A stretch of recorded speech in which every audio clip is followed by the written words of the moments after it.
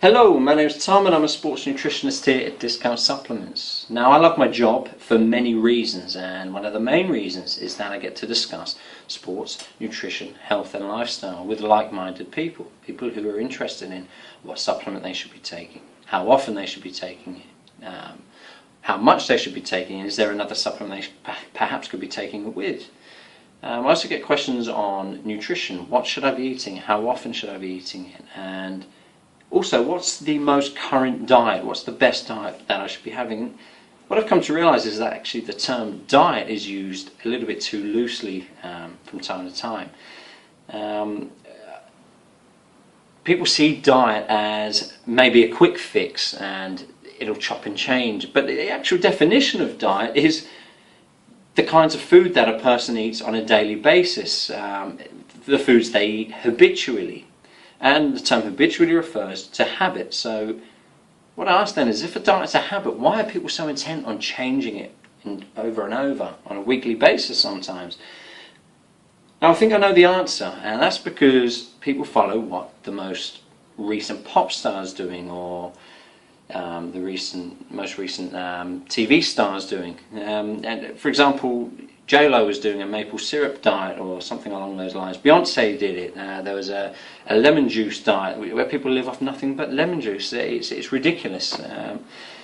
You'd also find people doing low carb diets or no carbohydrate diets, and which enables them to eat as much fat and protein as they like. And eating lots of saturated fat is not good for chronic long-term health. So how do these work? Now, granted, these people may show or demonstrate actually a lot of discipline, and they may have actually formed a loose habit, but what you find is after a few months they'll reach their target weight or whatever, and then they'll stop again and they'll find that the weight goes back on. So I ask the question, why are these erratic diets so popular, and what's wrong with adopting a health and fitness lifestyle, making it a lifestyle? Why does it have to be a yo-yo trend going from a conditioned and healthy figure and physique to a relatively unconditioned one? Why can't it be constant? Why can't you always look in good condition?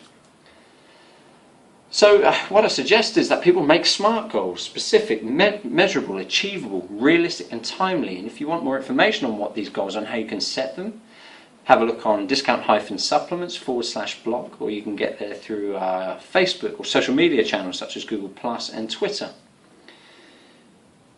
Now, I suggest we start to see nutrition as a lifestyle. It should be your diet should be nutritionally complete, and I don't think it should be a momentary fix.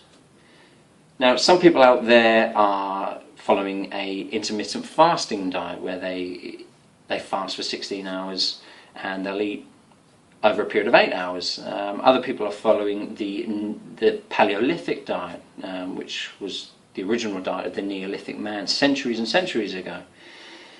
The rule of thumb, though, is that you need to be getting the essential macro and micronutrients in their requisite proportions. It doesn't matter when you eat them, as long as you eat them. Granted, you need to be, if you're going to be competing or if you're going to be an athlete, you need to be having starchy carbs 2 or 3 days beforehand, and you need to be replenishing your body with protein. You need the key nutrients, the macronutrients being protein, carbs, essential fats, healthy fats, and fruit and veg, and the micronutrients being vitamins, minerals and trace elements. You need these. Your body won't function without them. So having a diet which is just maple syrup or lemon juice or something ridiculous like that, you're going to be malnourished. You are going to be effectively malnourished. So it's a safe bet to have a starchy carb, protein, fat and fruit and veg source in order to get nutritional completeness. So do it. If you want to lose weight, be in a negative calorie balance. If you want to gain weight, be in positive calorie balance.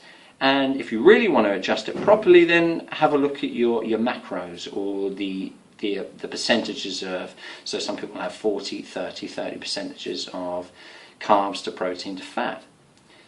It's up to you, but I would definitely recommend not seeing diet as a short-term fix. See it as a lifestyle.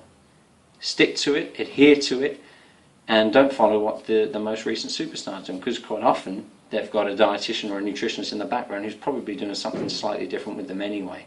They aren't safe, and in my opinion you should steer away from them. Thanks for taking the time to listen, and if you want to see any more blogs or videos, have a look at discount-supplements/blog.